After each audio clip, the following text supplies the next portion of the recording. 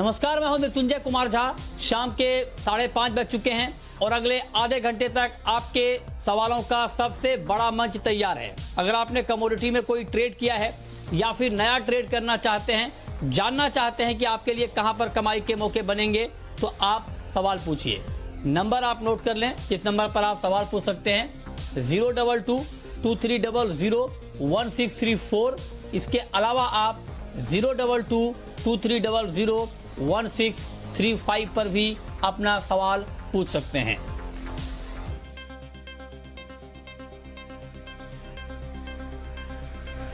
लेकिन चर्चा की शुरुआत करेंगे एक महत्वपूर्ण खबर के साथ, और खबर यह है कि कच्चे तेल की कीमतों में जोरदार तेजी आ गई है और ब्रेंट क्रूड का भाव $45 प्रति बैरल के ऊपर चला गया है और इस वक्त करीब 4 से 4.5% घरेलू और अंतर्राष्ट्रीय बाजार में कीमतों में दिख रही है। आखिर ऐसा क्या हो गया कि क्रूड के दाम बढ़ने लगे और जो तेजी क्रूड में आई है ये कितनी टिकाऊ है, इस पर बातचीत करने के लिए हमारे साथ 3 खास मेहमान हैं। हमारे साथ हैं नरेंद्र तनेजा, जाने माने एनर्जी एक्सपर्ट। हमारे साथ बीरेन वकील हैं, पैराडाइम कमोडिटी के CEO, और साथ ही भावी पटेल हैं, ट्रेडबुल्स के। आप सभी मेहमानों का बहुत बहुत स्वागत है। तनेजा जी, मेरा पहला सवाल आपसे यही होगा कि अचानक ऐसा क्या हो गया कि क्रूड की तेजी थम नहीं रही है और अब तो ब्रेंट 45 के भी पार चला गया।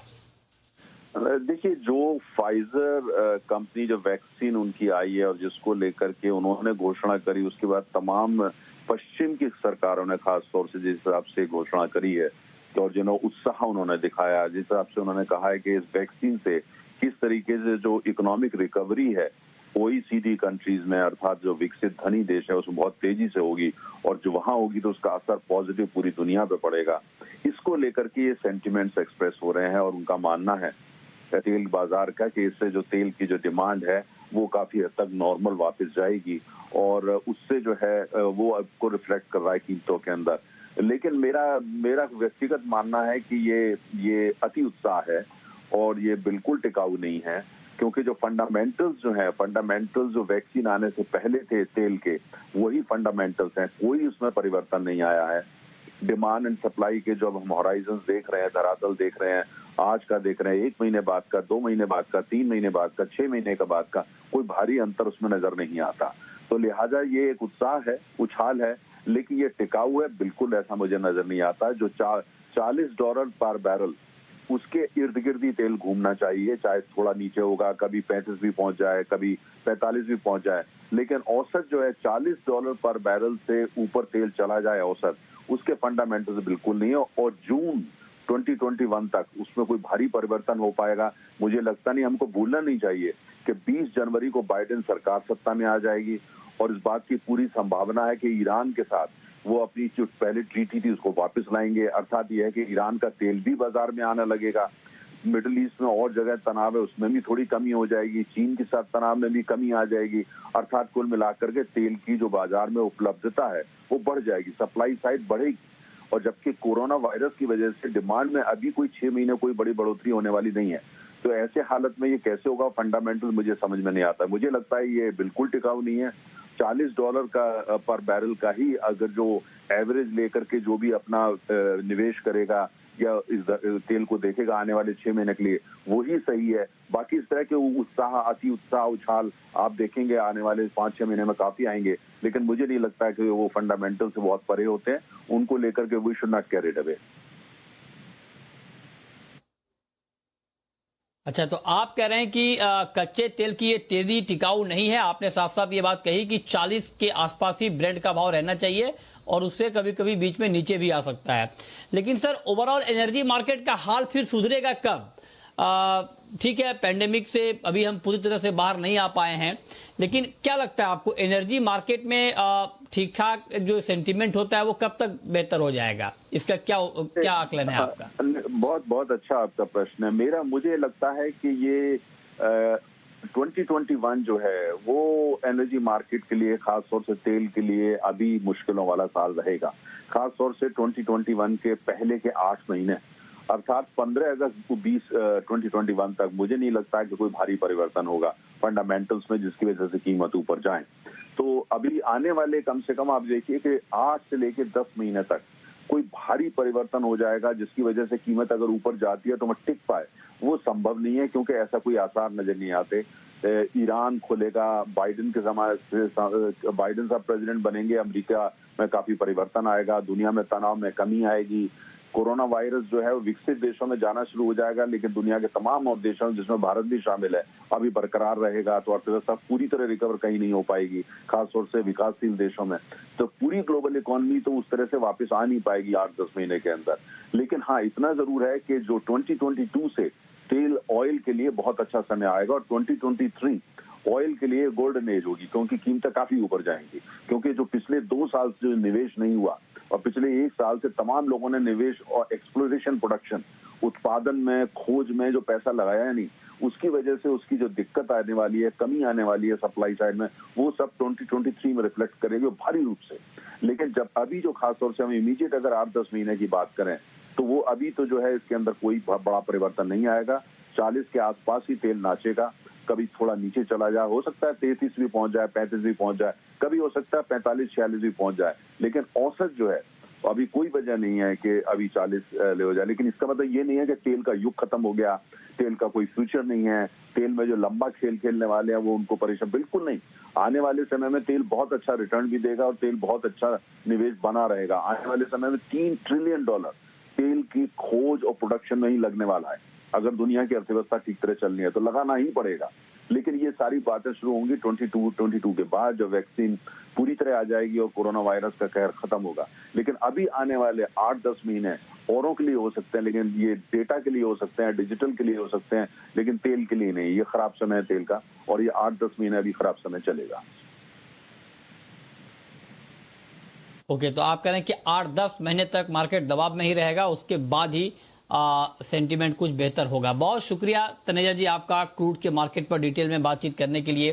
तो ऐसे में बीरेन जी, जो ट्रेडर हैं, जो ट्रेड कर रहे हैं क्रूड में, अभी भाव 3160 के आसपास है, तो उनके लिए क्या सुझाव आपका, किस तरह का ट्रेड लेना चाहिए? फिलहाल मैं 3100 के लेवल पे बाय प्रेफर करूंगा। 3000 का स्टॉप लॉस रहेगा, 3220-40 के आसपास का लक्ष्य रहेगा। शॉर्ट टर्म व्यू मेरा बुलिश है। अच्छा, ठीक है, आप कह रहे हैं कि शॉर्ट टर्म में ट्रेडिंग के पॉइंट ऑफ व्यू से बाइंग करना ठीक रहेगा। आपका क्या नजरिया है भाविक पटेल जी? जी, जब से आई थिंक क्रूड ने 3060 का लेवल जो ब्रेक किया है, तब से आई थिंक मुझे पॉजिटिव ही लग रहा है। इनफैक्ट अभी 3060 या 3050 के नीचे आता है तो ही मुझे लग रहा है कि थोड़ा बहुत वीक हो सकते हैं। आज के दिन अगर हम देखें तो 3140 से 3130 के करीब आता है, तो एक बार लॉन्ग कर सकते हैं 3080 के स्टॉप लॉस से। टारगेट मुझे लग रहा है कि 3220 से 3230 तक आना चाहिए। लॉन्ग पोजीशन में बने रहिए जब तक 3050 ब्रेक नहीं करता। आई थिंक 3050 के नीचे ही मुझे वीक लग रहा है। अच्छा, ठीक है, तो मतलब ये है कि ट्रेडिंग के पॉइंट ऑफ व्यू से थोड़ी सी मजबूती के लिए आप बाइंग करके ट्रेड ले सकते हैं, लेकिन ओवरऑल जो फंडामेंटल हैं क्रूड के वो बहुत मजबूत नहीं है। लिहाजा जो भी ट्रेड लें आप स्टॉप लॉस जरूर लगाएं और उसके साथ ही ट्रेड करें। तो ये तो बात हो गई क्रूड की, लेकिन अब बात करते हैं गोल्ड की और सिल्वर की। और सोने चांदी का मार्केट बहुत ज्यादा फ्लक्चुएट हो रहा है, अब बहुत तेज उतार चढ़ाव के साथ मार्केट में ट्रेड हो रहा है। और इस वक्त गोल्ड का भाव 50,500 के आसपास है और चांदी का भाव 62,550 के आसपास है। तो बीरेन जी, गोल्ड में मैं पहले गोल्ड की बात कर लेता हूं आपसे। क्या ट्रेडिंग के पॉइंट ऑफ व्यू से क्या नजरिया है? दिवाली का हफ्ता है, धनतेरस का हफ्ता है, क्या ट्रेड लेना चाहिए गोल्ड में अभी? जो रिसेंटली जो शार्प डीप आया इंट्राडे 3000 रुपया का, उसके बाद फिजिकल डिमांड काफ़ी अच्छी रही है, क्योंकि मेंटली लोग को ये 50,000 का लेवल काफ़ी अच्छा लगा इन्वेस्टमेंट के हिसाब से। जहाँ तक शॉर्ट टर्म ट्रेड का सवाल है तो सीमित दायरे में मैं देख रहा हूँ मार्केट को, यानी 50,000 से 51,500 के बीच में, जो कि 1-2% की मूवमेंट है। जहाँ तक अमेरिका में स्थिति क्लियर नहीं होगी पॉलिटिकल, तब तक कोई बड़ा व्यू मैं नहीं बना रहा हूँ। 5 जनवरी के बाद थोड़ा मेरा व्यू शायद थोड़ा क्लियर होगा। फिलहाल बाय ऑन डिप्स रखेंगे, बट वॉल्यूम लो वॉल्यूम में और मिनी गोल्ड में काम करना बेटर है। ओके, तो आप कह रहे हैं फिलहाल गिरावट पर बाइंग की राय आपकी गोल्ड में होगी। 50,500 के आसपास है एमसीएक्स पर गोल्ड का भाव। भाविक जी, आपका क्या सुझाव ट्रेडर के लिए आज शाम के लिए, अगले 6 घंटे के लिए गोल्ड का प्राइस क्या होने वाला है और किस तरह का ट्रेड लेना चाहिए? देखिए पुत्र जी, आज शाम को अगर देखें तो यूएस का मार्केट बंद है, तो मुझे लग नहीं रहा कि बहुत ज्यादा मूवमेंट आ सकती है। और वैसे भी मंडे का जो $100 का जो सेलिंग प्रेशर आया, तो आई थिंक वो थोड़ा ओवरडन हो चुका है। तो मुझे लग रहा है कि अभी 1850 के नीचे अगर जाता है तो ही वापस हम सेलिंग प्रेशर देखने को मिल सकते हैं। अभी फिलहाल 50,490 के करीब जाता है, तो 50,300 के करीब इंट्राडे आता है गोल्ड दिसंबर कॉन्ट्रैक्ट, तो बाय कर सकते हैं 50,100 के स्टॉप लॉस से। और अपसाइड टारगेट रख सकते हैं 50,650 से 50,700 का। अब शुरू करते हैं सवाल जवाब। पहला सवाल है कैलाश चंद्र मोदी का, सदलपुर से हमारे साथ जुड़ रहे हैं। पूछिए कैलाश जी। नमस्कार सर। सर, मैंने आप लोग के एक्सपर्ट के रिपोर्ट के आधार पर कॉपर 10 लॉट माइनस की है 536 रुपए 75 पैसे में। वो 25 का बता रहे थे, 25 का टारगेट आएगा ना? अच्छा, ठीक है। तो क्या 525 का टारगेट कॉपर में आ सकता है? क्या लगता है भाविक आपको, मुमकिन है ये टारगेट अभी शॉर्ट टर्म में? देखिए, जिस हिसाब से वो ये वैक्सीन की डेवलपमेंट की बात हुई, तो उसकी वजह से सारे, अगर हम देखें तो सारा एसेट क्लास एटलीस्ट इक्विटी और बेस मेटल्स में उछाल देखने को मिला है, तो उसकी वजह से कॉपर में भी उछाल देखने को मिला है। पर ये जरूर है कि 541 542 से ऊपर सस्टेन नहीं हो पा रहा है। तो मुझे एटलीस्ट 525 तो नहीं लग रहा है, पर नीचे अगर देखें तो 531 से 532 तक जरूर से दिख रहा है। आई थिंक 542 के वो स्टॉप लॉस से मेंटेन कीजिए अपनी शॉर्ट पोजीशन। 525 का टारगेट ना रखिए, 531 से 530 के टारगेट रखिए। अगर वहां आता है तो प्रॉफिट बुक कर लीजिए। ठीक है, अगला सवाल है सुल्तान का, हमारे साथ जुड़ रहे हैं। पूछिए। सवाल है, उन्होंने 2 हफ्ते पहले बोला था कपास खली खरीदने के लिए 1790-80 के भाव से, पर हम खरीद नहीं पाए। अभी तो 200 रुपए बढ़ गए उधर से।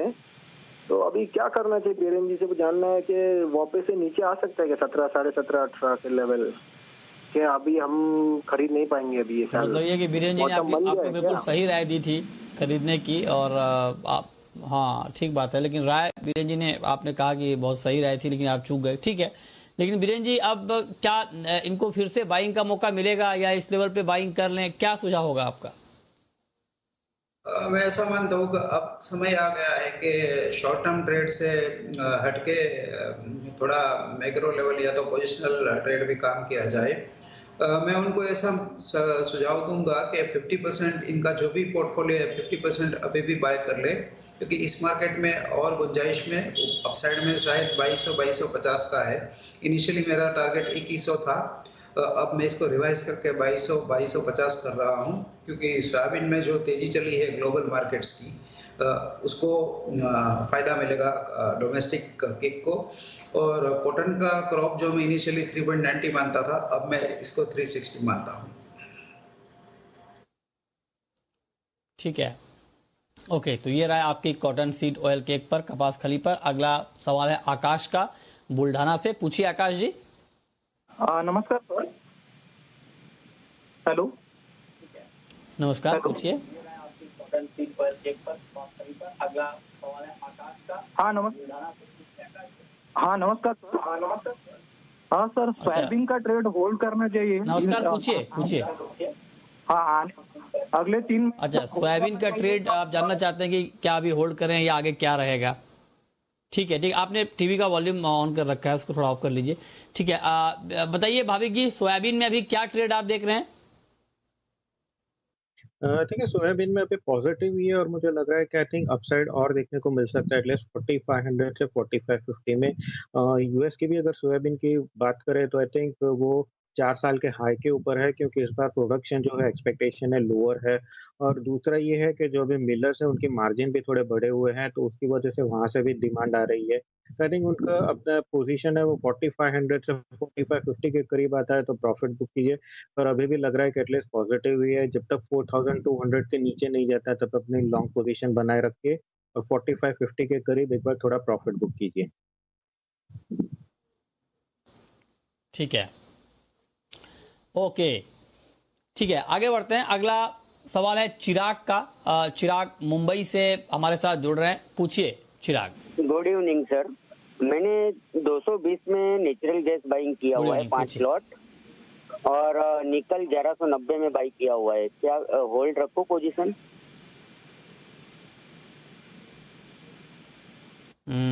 बताइए बीरेन जी।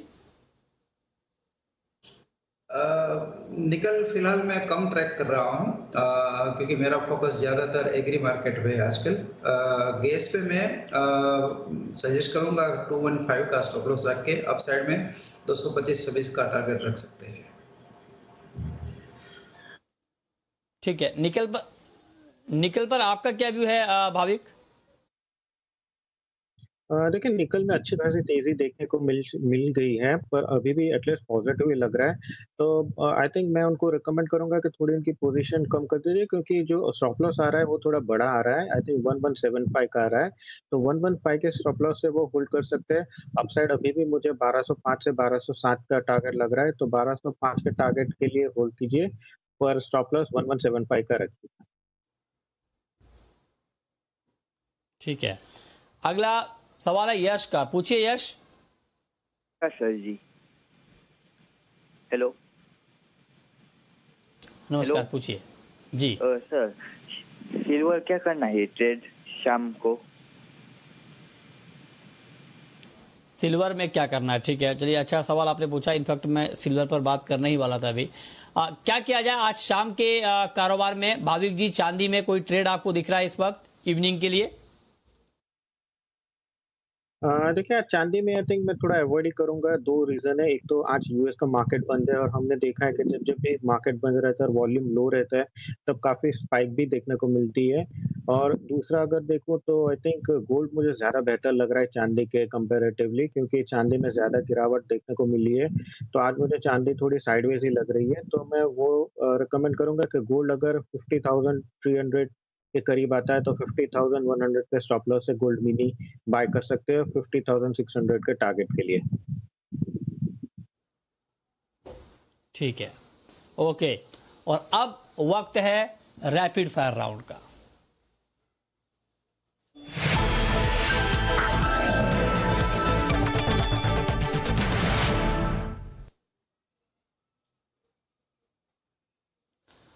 भाविक, आपकी पहली रैपिड फायर कॉल।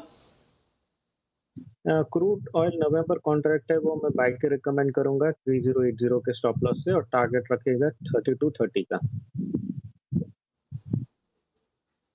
ओके, आपकी कॉल बीरेन जी। दिसंबर कॉटन में बाइंग प्रेफर करूंगा 20,000 के लेवल पे। 20,700 का लक्ष्य रहेगा, 19,700 का स्टॉप लॉस रहेगा। आपकी आखिरी कॉल भाविक जी। एल्यूमिनियम नवंबर कॉन्ट्रैक्ट है, वो मैं रिकमेंड करूंगा बाय के लिए 158.80 के टारगेट के लिए, और स्टॉप लॉस रहेगा 156.40 का।